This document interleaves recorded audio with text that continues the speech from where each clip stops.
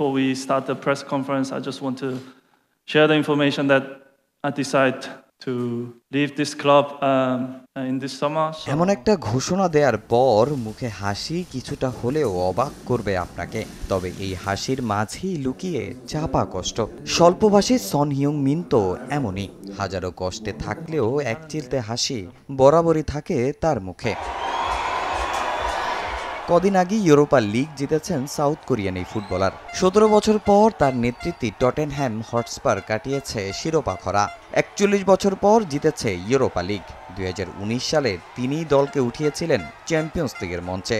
সনের মতে ক্লাবকে দেওয়ার আর কিছুই বাকি নেই তার, স্মৃতিকাতর ক্লাব ছাড়ার প্রসঙ্গে। আমার ক্যারিয়ারের এটি সবচেয়ে কঠিন সিদ্ধান্ত। মাত্র 23 বছর বয়সে আমি এখানে এসেছিলাম, ঠিকমতো ইংলিশে কথাও বলতে পারতাম না। এখন পরিণত হয়েছি। আমার এখানে অনেক স্মৃতি জড়িয়ে আছে।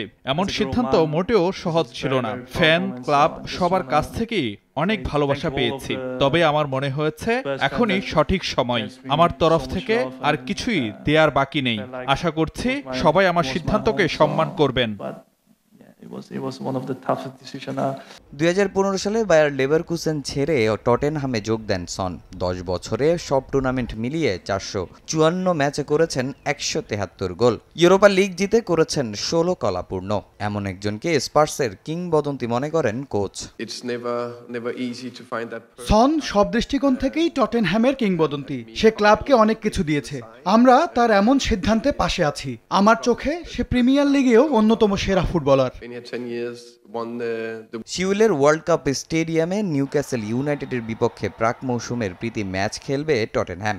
2026 সাল পর্যন্ত চুক্তি থাকলেও শোনা যাচ্ছে সে ম্যাচই হবে স্পার্সের হয়ে সনের শেষ ম্যাচ।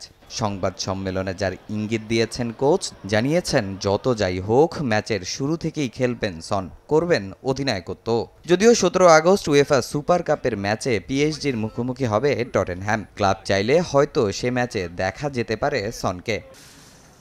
সাউথ কোরিয়ান এই ফুটবলারের পরবর্তী গন্তব্য কোথায় তা নিয়ে চলছে আলোচনা, যদিও সন নিজে এখন পর্যন্ত কিছুই জানাননি। তবে গুঞ্জন MLS এর ক্লাব লস এঞ্জেলেস এফসি আগ্রহী তাকে দলে ফেরাতে। তামিম হোসেন, সময় সংবাদ।